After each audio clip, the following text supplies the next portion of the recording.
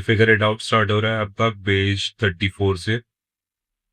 Find the values of the following expressions bye writing the terms in each case. Okay, हमें सिर्फ value नहीं मालूम पड़ती, हमें इसको टर्म्स भी लिखनी है इसमें। ओके, तो फर्स्ट वाले को देखना है, ए को देखना है। एक को लिख देते हैं 28 माइनस 7 प्लस 8। वैल्यू निकाल के देखते हैं पहले। 28 में से 7 गए 21, 21 और 8 29, 29 आ रहा है। हमने पहले इन दोनों 28 और 7 को पहले सॉल्व कर लिया। बाद में हमने, अगर मैं इसको बोलूं कि ये कॉम्यूटेटिव प्रॉपर्टी फॉलो करते हैं, बोथ सब्ट्रैक्शन और एडिशन, नंबर्स को ऐसे शिफ्ट कर दूं, तो अब ये सेम ही रहना चाहिए। 28 और 8 कितना होता है? 28 और 8 36, 36 में से 7 गए तो 29 ही बचेंगे। ठीक है, अगर मैं बोलूं कि 8 माइनस 7 प्लस 28 लिख दूं उस चीज को, तो भी ये 29 ही बनी, है ना। हम नंबर्स के साइन चेंज नहीं कर रहे। देखो इसमें 8 शुरू वाली इक्वेशन में 8 के साथ पॉजिटिव है, 7 के साथ नेगेटिव है, 28 के साथ पॉजिटिव है। शुभ में नेगेटिव नहीं लिखा हुआ ना, इसका मतलब पॉजिटिव है। हमने उन्हीं नंबर्स को रीअरेंज करा, आगे पीछे कर दिए। सो उसको इस तरह से भी, लास्ट वाला जो तरीका मैंने, 8 माइनस 7 मतलब 1, 1 प्लस 28 मतलब 29। सो किसी भी तरह से कर रहे हैं इसको, 29 ही आ रहा है इसका आंसर। इसको मिटा देते हैं, या हम अपनी क्यूरियोसिटी के लिए कर रहे हैं। अभी करें एज ए टर्म्स, टर्म्स की तरह से पहले इनको लिखो। तो इसको लिख सकते हो 28 प्लस टर्म क्या बन जाएगी, -7। मेरे टर्म्स को भी गोले में बनाने, तो हम टर्म्स को सर्कल में डाल देते हैं, और दूसरी टर्म बनेगी 8। पहली टर्म थी 28, 28 में ऐड करोगे -7, है ना। ग्रीन डॉट्स में टोकन सिस्टम जो था, ग्रीन वाले 28 टोकन में अगर तुम 7 रेड टोकन ऐड करो, तो 7 रेड टोकन 7 ग्रीन टोकन को नलीफाई कर देंगे, 21 बच जाएगा। तो 21, 28 को ऐड करोगे -7 से, तो 21 बच जाएगा। 21 प्लस 8 इज 29। अब यहाँ पे इसको सॉल्व करके ऐसे दिखा सकते हो। हमने इसको पहले टर्म्स में ब्रेक किया और फिर सॉल्व कर दिया। ठीक है, अब इसको देखते हैं बी को।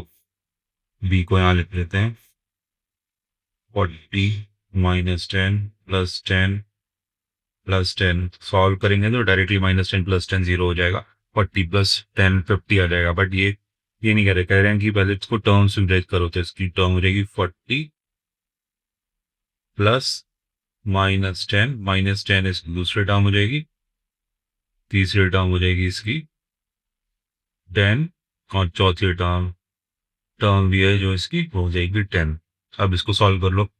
40 में ऐड करोगे -10 तो बन जाएगा 30, 30 में ऐड करोगे 10 तो वो हो जाएगा 40, 40 में ऐड करोगे 10 तो हो जाएगा 50। अब इसको ऐड करके दिखा सकते हो कि ये 50 बन रहा है। ये तरीका इसका ठीक है करने का। नाउ सी देखते हैं। सी, ए के बाद बी। ओके, ये सी था जो हमने किया था, गलती से यहाँ पे बी कब आ गया।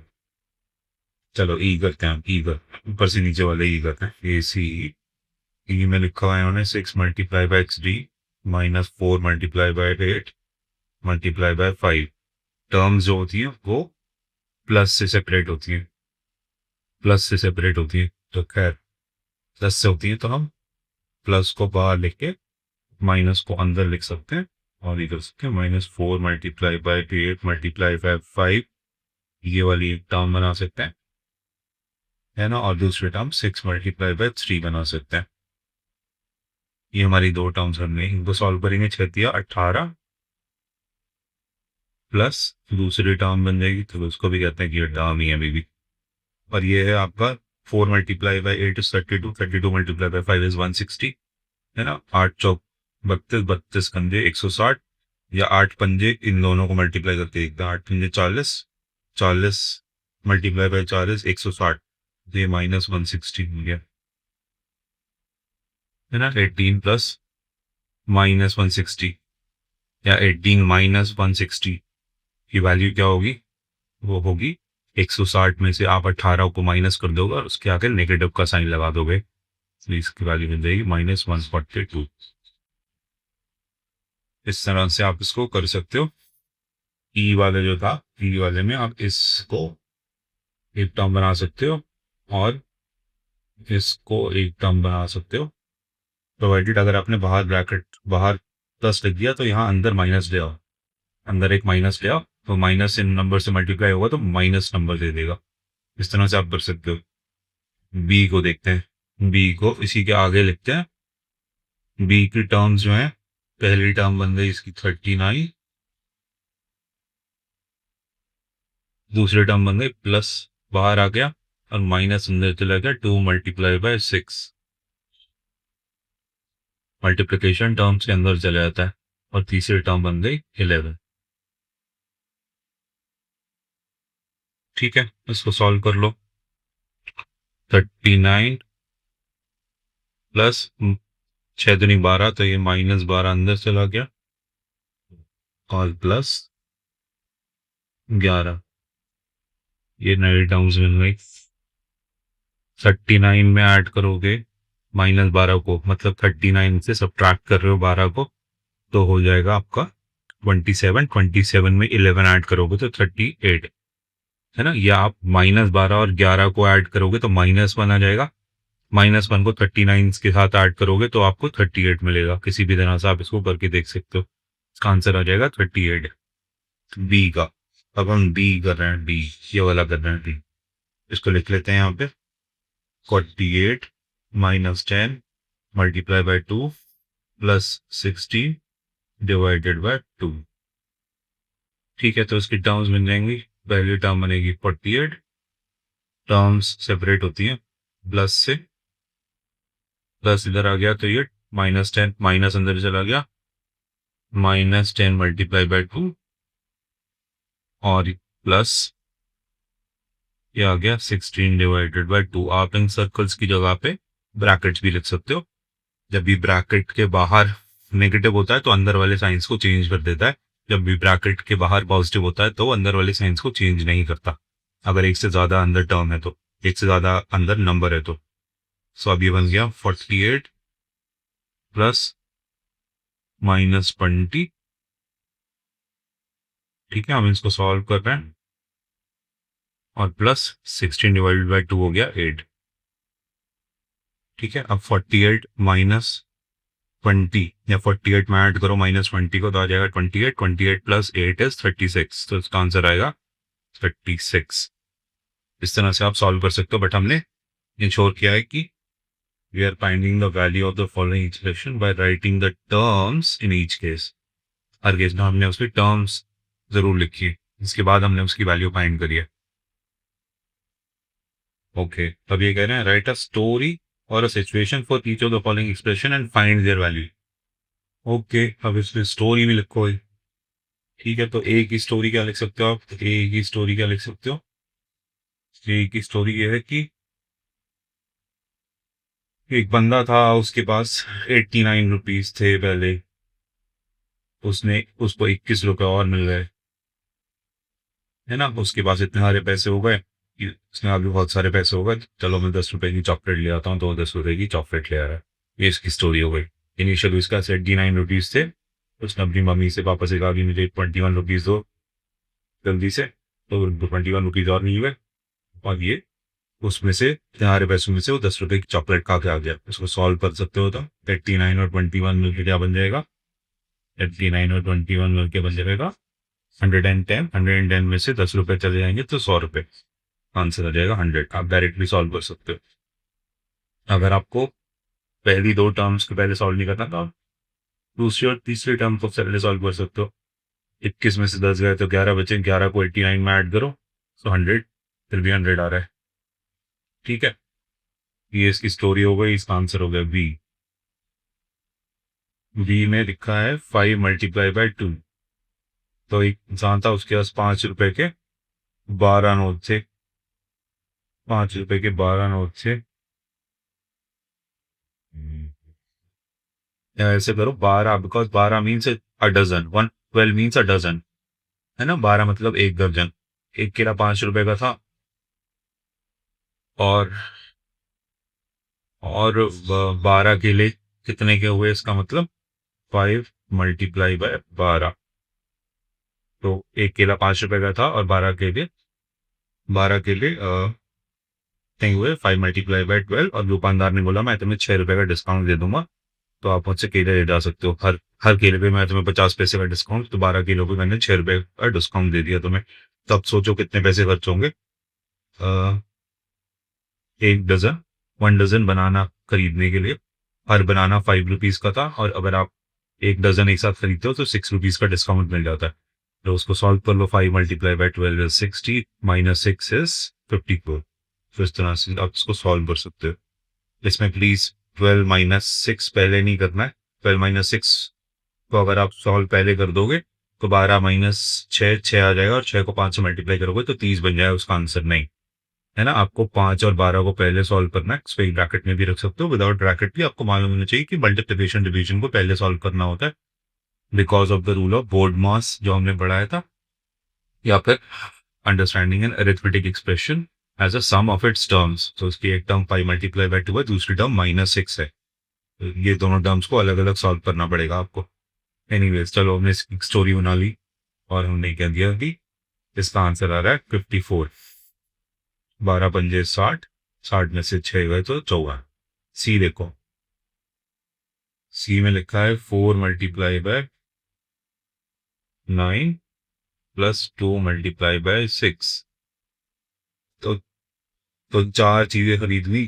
जैसे कि 4 एप्पल्स खरीदे, हर एप्पल 9 रुपए का था, है ना। 4 एप्पल्स खरीदे, हर एप्पल 9 रुपए का था और दो बनाना खरीद लिए, हर बनाना 6 रुपीज का था। तो कितने पैसे खर्च हुए, है ना। आपने 4 एप्पल खरीदे, जो एक एप्पल 9 रुपए का था और 2 बनाना खरीदा, हर बनाना 6 रुपीज का था। तो ये उसको एक्सप्रेस कर रही है इक्वेशन। इसको सॉल्व करने के लिए 4 मल्टीप्लाई बाय 9 को पहले करोगे सॉल्व। 4 मल्टीप्लाई बाय 9 इज 36 और दूसरा 2 मल्टीप्लाई बाय 6 को दोबारा सॉल्व करोगे दूसरा, तो 36 और 12 बन जाएगा, ये बन जाएगा 48। तो इस तरह से आपके 48 रुपीज खर्च हुए। प्लीज इस 9 और 2 को पहले ऐड करके ऐसे नहीं करना है इसको। 4 multiply by 9 plus 2 is 11 multiply by 6, ये बिल्कुल गलत तरीका है। यही सिखा रहे हैं, ये पूरा चैप्टर जो 2-4 घंटे का चैप्टर है इसमें सिर्फ यही सिखाया जा रहा है कि इस एक्सप्रेशन को, अरिथमेटिक एक्सप्रेशन को ऐसे सॉल्व नहीं करना। इन बेसिक ऑपरेशंस को एक पर्टिकुलर ऑर्डर में लगाना है। मल्टीप्लिकेशन डिवीजन पहले लगानी है, एडिशन सब्ट्रैक्शन उसके बाद लगाना है। तो अगर तुम ऐसे सॉल्व करोगे इसको तो 4 मल्टीप्लाई बाय 11 हो जाएगा 44। 44 को 6 से मल्टीप्लाई करोगे तो 220 प्लस 44 और 264। बहुत गलत आंसर आ जाएगा इस तरह से, ऐसे सॉल्व नहीं करना है। एनीवेज हमने इन तीनों इक्वेशंस को सॉल्व कर दिया, तीनों अरिथमेटिक एक्सप्रेशंस को सॉल्व कर दिया, उसकी एक्सप्लेनेशन भी दी है कुछ। ओके नेक्स्ट क्वेश्चन देखो, बड़ा सा question. For each of the following situations right the expression describing the situation, identify its terms and find the value of the expression. तो हमें 3 चीजें करनी है। वैल्यू तो फाइंड करनी है बट सबसे आखिर में फाइंड करनी है find the value of the expression. Terms को आइडेंटिफाई करना है और उससे पहले क्या करना है, हमें राइट करनी है expression. We have to write the expression describing the situation. Situation उन्होंने ऑलरेडी डिस्क्राइब कर रखी है, हमें वो अंग्रेजी लिखने की बोलने की जरूरत नहीं पड़ेगी। We just have to write the expression, we have to identify its terms and we have to find the value of the expression. तो चलो अब पहला वाला सिचुएशन पढ़ते हैं। Queen Aliya gave 100 gold coins to Princess Elsa. Princess Elsa को Queen Aliya ने 100 gold coins दिए। 100 गोल्ड कॉइन्स मिल गए प्रिंसेस एल्सा को and 100 gold coins to princess Anna. Anna को भी 100 गोल्ड कॉइन्स मिल गए। एना को भी 100 गोल्ड कॉइन्स मिल गए, ठीक है। लास्ट ईयर में मिले। Princess Elsa used the coins to start a business and doubled her coins. So ये वाली जो प्रिंसेस एल्सा थी, इन्होंने एक बिजनेस स्टार्ट किया और अपने कॉइन्स को डबल कर दिया, मतलब 100 गोल्ड कॉइन्स को डबल कर दिया, 200 कर दिया। And princess Anna bought jewellery and has only half the coins left. और ये सेकंड वाली जो प्रिंसेस थी एना, इन्होंने 100 गोल्ड कॉइन्स में से 50 गोल्ड कॉइन्स की ज्वेलरी खरीद ली, ज्वेलरी बनवा ली, गोल्ड के कॉइन्स से कोसी की ज्वेलरी बनवा ली। इनके पास 50 गोल्ड कॉइन्स बचे हैं। She is left with only half the coins. इन्होंने लैंग्वेज यूज करी only half of the coins left. तो हाफ कितना होता है, 100 divided by 2। That is 50। So अब इसकी तुमसे बोला है कि again write the expression describing how many gold coins princess Elsa and princess Anna together have. अब कितने हैं उनके पास? सो एल्सा के पास अभी कितने गोल्ड कॉइन्स हैं? इनिशियली इसको 100 मिले थे, उसने बिजनेस करके उनको डबल कर दिया। और एना के पास कितने गोल्ड कॉइन्स हैं? उसको 100 मिले थे, उसमें से उसने हाफ कॉइन्स की ज्वेलरी खरीदी और she is left with only half the coins. तो इसके पास इतने गोल्ड कॉइन्स हैं। आप इसको 100/2 भी लिख सकते हो। अब हमें इसकी एक्सप्रेशन लिखनी है, हमें बताना है together how many gold coins princess Elsa and princess Anna together have. इन दोनों को मिला के कितने कॉइन्स हैं? सो टुगेदर दे हैव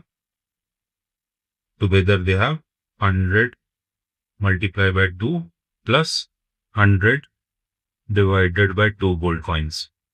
इसके एक्सप्रेशंस, इसके ये एक्सप्रेशन हमने लिख दिया है, अरिथमेटिक एक्सप्रेशन। इसके टर्म्स ये बन जाएंगे 100 मल्टीप्लाई बाय 2 इसका पीयर टर्म बनेगा और दूसरा टर्म बन जाएगा 100 डिवाइडेड बाय 2। ये इसलिए बोला टर्म्स की सेंस में ताकि आप इन दोनों को पहले सॉल्व करने, ऐड करने से पहले 100 मल्टीप्लाई बाय 2 कितना हो जाएगा? 200 plus second term 100 divided by 2 कितना हो जाएगा? 50। तो 200 प्लस 50 कितना हो जाएगा? 250। So they are left with 250 coins.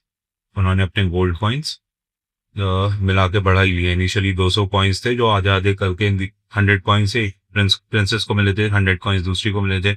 एक ने 100 को डबल कर दिया, 200 कर दिया, और एक ने उसको हाफ कर दिया, 50 रहेगा। तो 200 और 50 मिलकर 250 कॉइन्स हो गए। ओके, क्वेश्चन सेम है, बस उसका ये सेक्शन चेंज हुआ है। Metro train ticket between 2 station is ₹40 for an adult and ₹20 for a child. पता नहीं कहाँ की मेट्रो है, क्योंकि मेट्रो में यूजुअली एक ही टिकट होता है। बच्चे जब एक हाइट से ऊपर के निकल जाते हैं तो उन सबको पूरा टिकट लेना पड़ता है, आधा टिकट नहीं होता। बट एनीवेज ये कह रहे हैं कि एक ट्रेन है, मेट्रो ट्रेन है, उसमें टिकट की कॉस्ट है ₹40 for an adult and ₹20 for a child. अब ये हमें कह रहे हैं what is the total cost of tickets for 4 adults and 3 children. तो 4 एडल्ट्स की कॉस्ट हो जाएगी 4 मल्टीप्लाई बाय 40 और 3 चिल्ड्रन की कॉस्ट हो जाएगी 3 मल्टीप्लाई बाय 20। ये हमने इसकी एक्सप्रेशन लिख दी। इसके टर्म्स क्या बन जाएंगी? 4 मल्टीप्लाई बाय 40 इसकी पहली टर्म बन जाएगी और दूसरी टर्म बन जाएगी 3 मल्टीप्लाई बाय 20। उसको सॉल्व करते टाइम 4 मल्टीप्लाई बाय 40 हो जाएगा 160, 3 मल्टीप्लाई बाय 20 हो जाएगा 60, टोटल हो जाएगा ये 220। ठीक है, तो हमने इसमें दोनों तीनों स्टेप्स कर दिए, एक्सप्रेशन लिख दी, टर्म्स आइडेंटिफाई कर ली, सॉल्व कर दिया। अब सेकंड सिचुएशन में पूछना है for 2 groups having 3 adults each. तो उनके पास 2 ग्रुप हैं और हर ग्रुप में 3 एडल्ट्स हैं, 3 एडल्ट्स हैं। हर बंदे का ₹40 का डिफेक्ट लगेगा। आप ऐसे भी कर सकते हो उसको, फिर 2 ग्रुप्स ऑफ 3 एडल्ट्स ईच, या इस ब्रैकेट को नहीं भी लगाओगे तो भी बात सेम ही रहेगी। इसमें कितने टर्म्स हैं? इसमें एक ही टर्म है, उसमें टर्म दो हो ही नहीं सकती, बिकॉज यहाँ ऐड कुछ भी नहीं करना है, सब कुछ मल्टीप्लाई करना है। तो उसकी एक ही टर्म है, उसी टर्म को सॉल्व कर लो। उसको ऐसे भी कर सकते हो, तो मल्टीप्लाई बाय 3 मल्टीप्लाई बाय 40, 2 तिया 6, 6 चौक 24, मतलब 240, 6 मल्टीप्लाई बाय 40 इज 240। ठीक है, ऐसे भी कर सकते हो, या फिर ये सोच सकते हो 2 ग्रुप्स हैविंग 3 एडल्ट्स ईच। एक साथ सोच लो, तो 2 ग्रुप्स में 3 एडल्ट्स हैं, तो टोटल एडल्ट्स कितने हो गए? 6। इसको उठा के हमें मल्टीप्लाई कर देना है हर एडल्ट के प्राइस टिकट से, ₹40। वैसे भी सॉल्व कर सकते हो, बट यहाँ पे भी टर्म एक ही है, जैसे अरिथमेटिक एक्सप्रेशन में एक ही टर्म है ना। यहाँ पे इसको 6 मल्टीप्लाई बाय 40 ऐसे करके आप 240 पर पहुंच सकते हो उस पर। तो उसमें टर्म एक ही रहेगी। ओके, अब ये पूछा इन्होंने find the total height of the window by writing an expression describing the relationship among measures shown in the picture. So यहाँ इन्होंने एक पिक्चर शो कर रखी है, खिड़की पे ये बिल्ली बैठी हुई है ना, खिड़की पे ये बिल्ली बैठी हुई है यहाँ पे। तो अब इसमें इन्होंने सबकी डायमेंशंस दे रखी है। डायमेंशन क्या क्या है देखो, ऊपर वाला ये जो बॉर्डर है, इन्होंने हमसे पूछा क्या है, इन्होंने हमसे इसकी टोटल हाइट पूछी है। इन्होंने हमसे इसकी टोटल हाइट पूछी है। इसको हम टोटल हाइट अगर ये वाली हाइट पूछी यहाँ से लेके यहाँ तक, ये बताइए ना, यहाँ बना देता हूँ, यहाँ से लेके यहाँ तक ये पूरी हाइट बताओ, खिड़की नीचे से लेके ऊपर तक, बॉर्डर टू बॉर्डर, इसके फ्रेम, नीचे वाले फ्रेम से लेके ऊपर वाले फ्रेम तक, सब सारी हाइट टोटल बताओ कितनी टोटल इसकी हाइट है।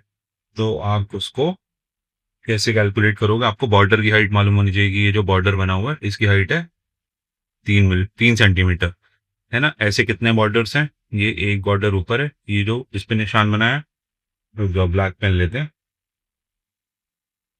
तो ये वाला एक बॉर्डर ऊपर है और एक ही बॉर्डर नीचे है, तो हम इसको चलो दो कर लेते, टोटल 2 बॉर्डर्स हो गए। तो इसकी बॉर्डर की हाइट टोटल कितनी हो जाएगी? 2 × 3, 3 सेंटीमीटर की बॉर्डर की हाइट है, तो 2 बॉर्डर्स हैं ऊपर और नीचे। फिर उसके बाद बीच में ये ग्रिल्स हैं, लोहे की रॉड्स लगी हुई होती हैं। बॉर्डर्स यूजुअली वुडन होते हैं। ये कितनी है ग्रिल्स? 1, 2, 3, 4, 5, ये 6 ग्रिल्स लगी हुई, तो इसमें ऐड कर दो 6।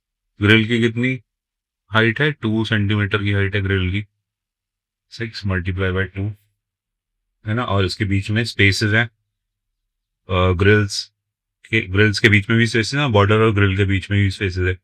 ऊपर से नीचे तक मैं स्पेसेस काउंट कर रहा हूँ, ये हो गया 1, 2, 3, 4, 5, 6, एक स्पेस में ही बिल्ली बैठी है 7, तो ये 7, इस तरह से 7 स्पेसेस हैं। हर स्पेस की कितनी हाइट है? 5 सेंटीमीटर। इस गैप की हाइट है 5 सेंटीमीटर। तो ये एक्सप्रेशन जो है ये टोटल हाइट बता देगी। थी सारी हाइट्स अगर हम ऐड कर लेंगे तो बता देगी। तो इस एक्सप्रेशन में अब टर्म्स कौन कौन सी हो गई? ये वाली एक पहली टर्म हो गई, दूसरी टर्म ये वाली हो गई, तीसरी टर्म ये वाली हो गई। ठीक है, इनको सॉल्व कर लो। 2 × 3 is 6, plus 6 × 2 is 12, plus 7 × 5 is 35। 6 और 12 कितने होते हैं?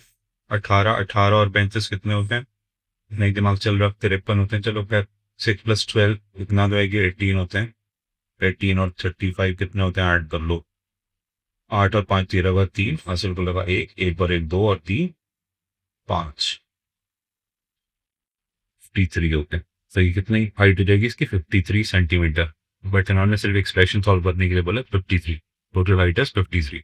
हमने अरिथमेटिक एक्सप्रेशन लिख दिया, उसका टर्म्स आइडेंटिफाई कर दिया इस गोले में, उसको सॉल्व करके उसका आंसर लिख दिया 53।